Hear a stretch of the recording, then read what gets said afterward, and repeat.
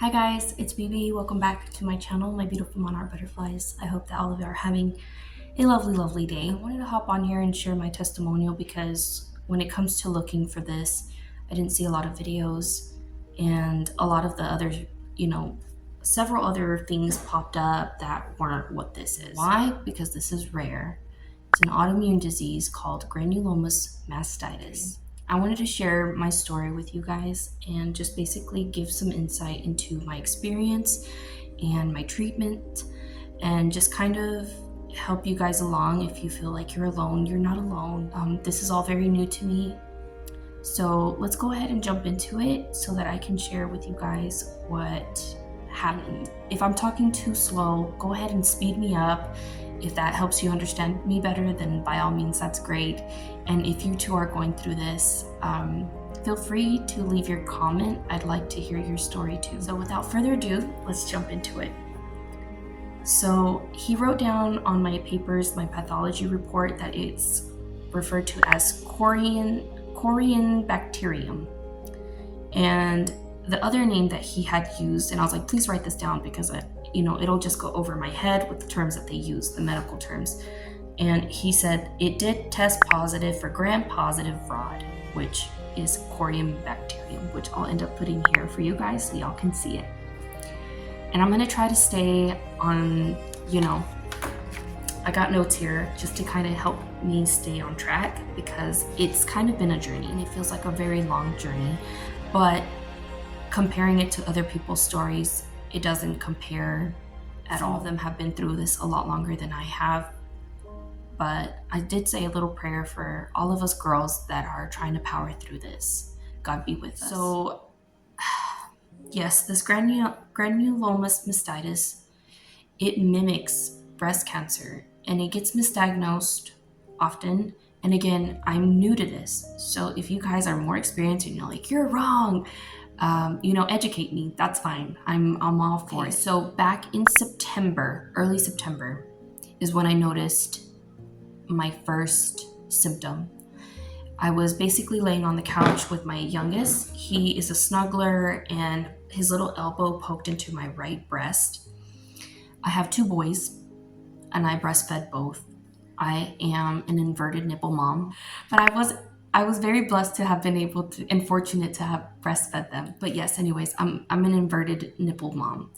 And I say that because I feel like, some of us may have it, some of us may not, but we're all different. So I figured I'd throw that little detail in there. And basically his little elbow dug into where my nipple should be.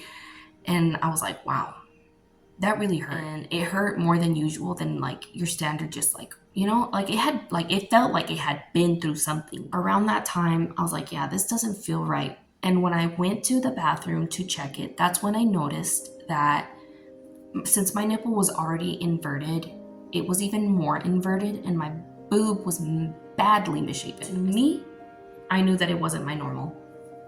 I was like, whoa, this thing is crooked. My boob was sunken in. In terms of my skin, it was just red and it was just hot to the touch. So that worried me. I called my mom immediately and I let her know what was going on. My mom had gone out of town for vacation, and so she was even considering turning back because I was just a mess. I had never experienced this before. Even with mastitis, when I had mastitis because I've experienced it in both, my oldest and my youngest, and I've only got two boys. And I experienced mastitis with them, and I told her it felt similarly to that. With mastitis, you get a little bit of a stabbing pain, but once you get it treated, then it goes away. That's kind of what it felt like, except more painful. And so she's like, no, you need to call your OBGYN, have him schedule you in, have him have a look at you. And I said, okay.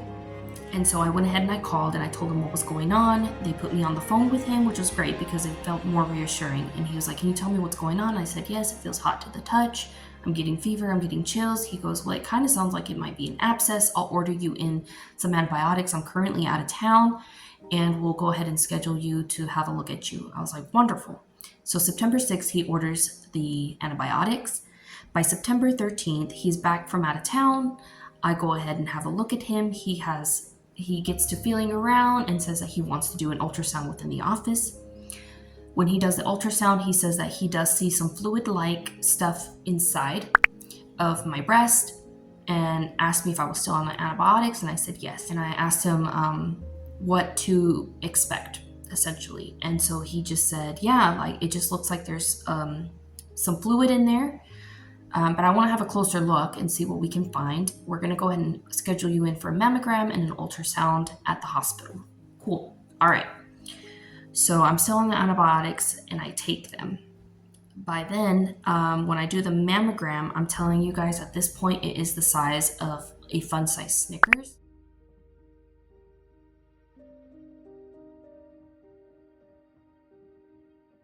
And after taking the antibiotics, it started to decrease in size. It didn't entirely go away.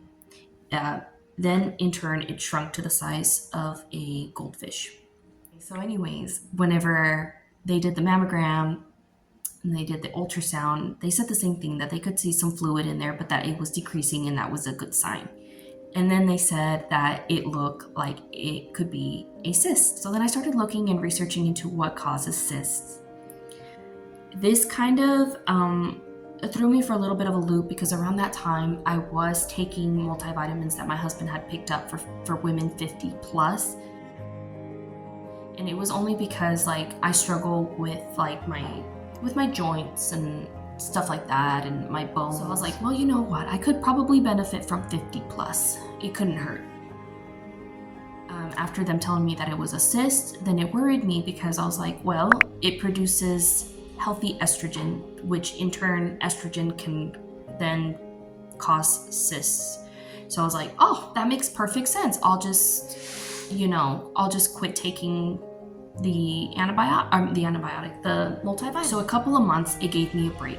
So at this point, I'm doing more research, trying to figure out like, what can I do to make it go away entirely? Sorry, my baby's like blowing his nose. All right, so by March the 12th, the symptoms came back. It increased again in size. It went back up to the size of like that fun size Snickers that I was telling you guys about, like when you go trick-or-treating, they give you the little baby ones, right? And all the symptoms came back and my boobs started going back to getting misshapen. I'm freaking out again. I went ahead and I called to let them know like, hey, it's back. And they're like, well, the doctor's not back. He's on vacation. So you're going to have to wait till March the 27th for the doctor to come back from his vacation.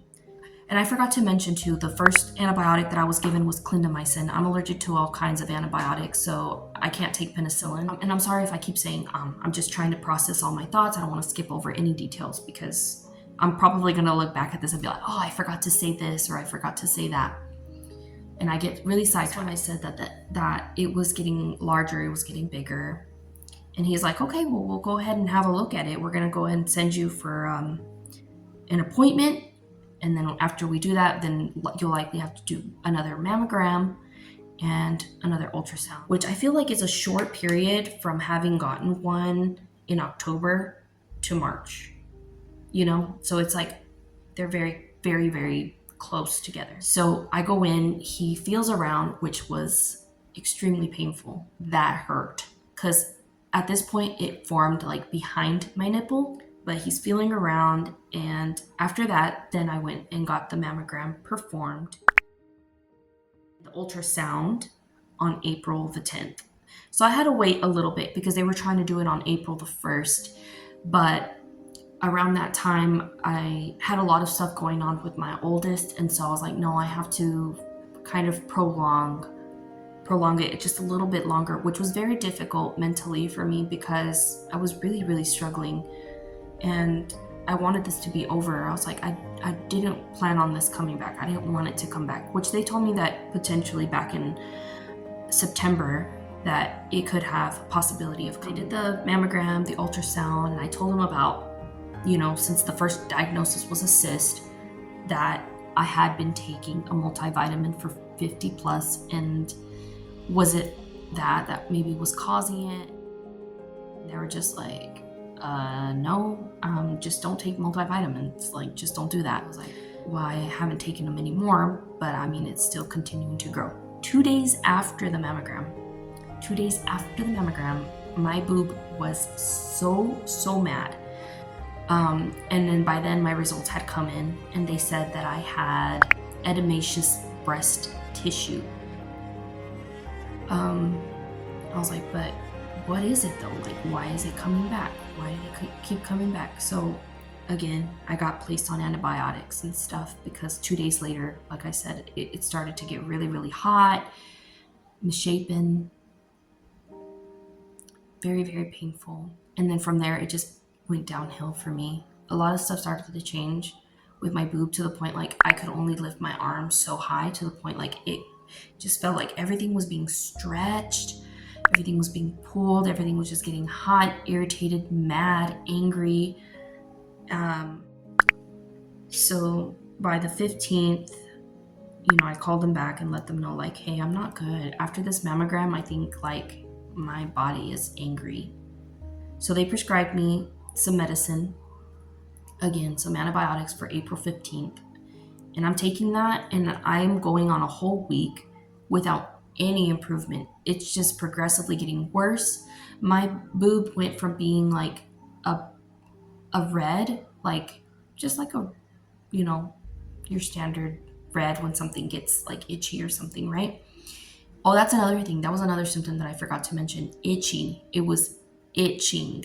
It would itch so bad. So it went from being like a red to a deep red to a purple. And at this point, like, I'm calling to see if my doctor can do something for me, like to aspirate it at this point, because it went from looking just like and feeling like a callus to looking like a blister. And when I called and I told him what was going on, and I told him that, hi, I'm still taking the antibiotics, it's not working, he just said, yeah, it just sounds like it needs to pop. Like, it just needs to pop, just let it pop on its own. And I'm thinking like, I don't want to do that. Like, I don't. And he goes, when it pops, like, you should feel better. And I'm thinking to myself, like, I think this doctor might have just thrown his hands up and be like, I don't know what to tell you. I was gonna wait, because he told me, wait another week for it to pop. And there was no way that I could make it another week. I was just in a lot of pain, and I couldn't function. I've got 2 kids. I'm a busy mom. So I had to do a lot of things, and I was like, I can't live like this. Like, I can't live with my arm like this because I can't lift it. I got stuff to do around the house, and I got to take care of my babies and cook and feed them and take care of them. Like, there's just no way. Sometimes in the video, you'll kind of see me mentally and emotionally shut down, and I could see it myself. But I also want to recount the fact that at this point as well, my boob is throbbing and it's feeling like electric shocks on my right breast. The best way I could describe this pain is that it would hit me every other minute.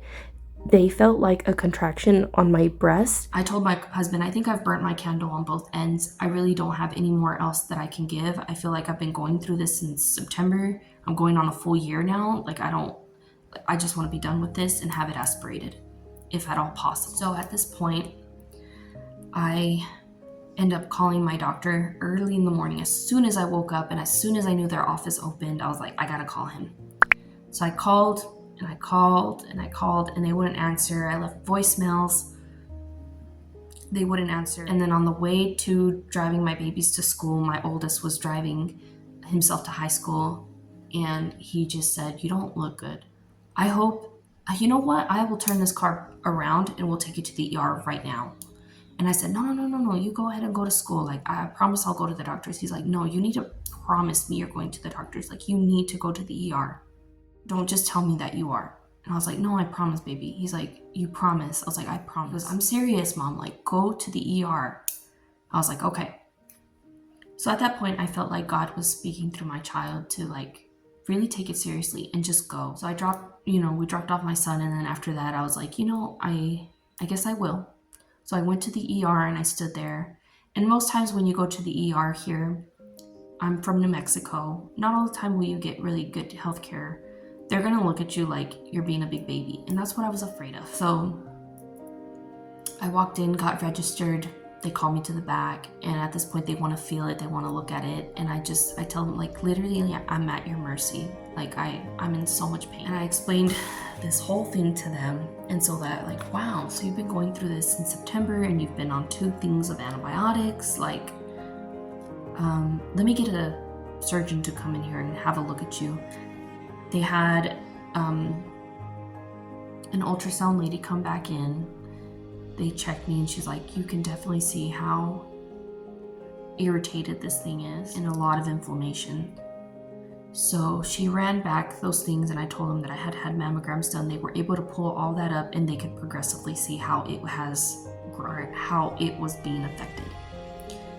And praise God, they went ahead and they told me that they were going to schedule me to have a surgeon come in, have a look at me, because it was very packed in the ER. This is the day after Easter. I didn't do anything for Easter because I was just in so much pain. So much. And what I thought was very sweet was that one of the doctors had told me, can we please give you something for pain? And I didn't want to be like, I can't take codeine, I can't take mepridine, and I started like naming all the, pain medication that I can't take. I'm allergic to Phenerin, and like my list is long. I have a lot of, I can't even think of them all at the top of my head because of how incredibly sensitive I am, which is annoying because when I tell them these things, I have, like, with the second time that my OBGYN had to give me another antibiotic, and I told him, just please remember to look at my chart. I'm allergic to a lot of stuff. And then he went, girl, I can't give you anything. You're allergic to everything. So I'm used to those responses when people are like, what do you want us to give you then? Because, like, you're allergic to everything. And so I get a little awkward when that happens because I'm just like, help me, like, please. Okay. So they brought in some medicine for me, which I was able to take, and I took it very well. I was very happy. I was like, yay, praise God, like, thank you so, so much. And my supportive mama, she came to be there with me a little bit before the surgery. The way that God planned it all out is a miracle to me. I was seeing a miracle being performed, and it gets me emotional because I saw how beautifully God had his hands over everything, down to like my son being like, no, like, you need to go and do that, because I don't think I would have. I think I probably would have been sitting at home waiting for him to call me back. As I'm in the ER, my phone is ringing and it says it's my OBGYN. And I was like, oh my gosh, it's gonna be him. I'm gonna hear his voice and I'm gonna tell him, like, I'm here at the ER. I'm being looked at right now. They told me that he was out of office. This would have been the 3rd time that he would have been out of office, probably on vacation again. Who knows? But I'm like, thank you, God. Like, I'm glad that I came to the ER when I did. Just the way that God was moving so divinely, it touched me. And the staff, I know, and I prayed over the staff too. I was like, please, God, let me get a good staff to, like, work through them, Father. And so everybody that was coming in to, like, check on me and stuff, like, they were so very sweet, very accommodating.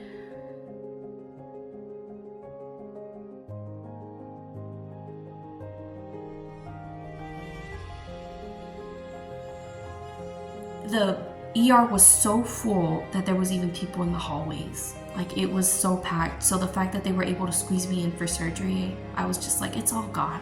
It's really all just God. And then my mom, the timing of her being there right before, like, surgeries, like, happening, like, it worked out so wonderfully. They did the surgery a day after Easter, the day after Easter Sunday.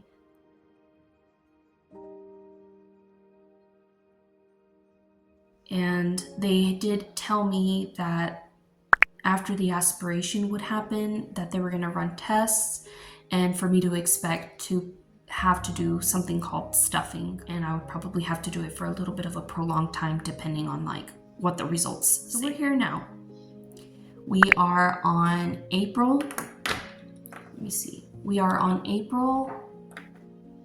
let me double check the date. I should have wrote this down. I'm really, really sorry. April the 29th. So as of these few days, we've been having to do the stuffing, with the iodine stuff, which really stinks. I'm not happy about the smell. I don't like it, but I'm grateful that it's helping me. I think they were supposed to keep me within the hospital, but since all the rooms were filled, they went ahead and sent me home. And my husband was brave enough to do the packing for me. which is great because I was very squeamish. My first shower, just seeing the blood, I was like, it was just a lot for me to process. But I got through my first shower, which is great. And then after that, it kind of just fell out.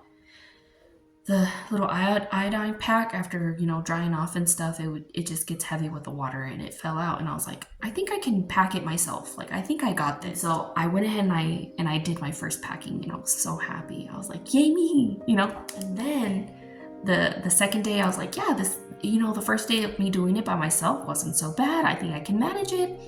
Second day, I do it by myself, and then by then it was my appointment, my follow-up, right? And so when they looked at it, you guys, I guess I did it wrong because like my skin curled up on itself, So when I was doing the packing and trying not to look at it, I guess I was curling up my skin like a tortilla, like folding in on itself. So instead of it being a seamless, because it's open. How do I describe it? It's open like this, right?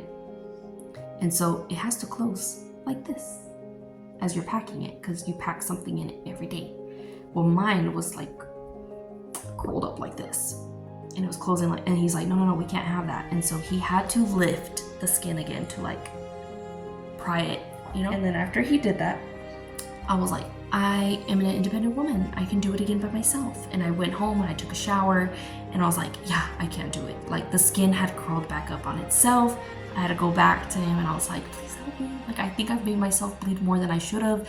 I started sweating. I cannot lift the skin because it was like fusing again, But I think we got it taken care of. I'm on antibiotics now. I'm on doxycycline. We're gonna be on that, I think, for like 3 months. Future BB here, sorry to keep pausing, but stay tuned on this exact video because I do give an update, not exactly like in video, but through text form. That's currently where I'm at. So the stuffing is going to continue. I'm going to be on antibiotics, lots of prayers, trying to stay positive, trying to stay optimistic, remembering all those women that are dealing with this and that you're not alone, although rare and scary. It just feels good to not be alone. And again, like the way I started this message, unless I deleted it, because I think this is like my second time trying to record this, trying to ensure that I don't miss any details, trying to be as descriptive as possible because it could help somebody out there. God be with us. God be with us. May He be our strength, our comfort, and our healer. Amen.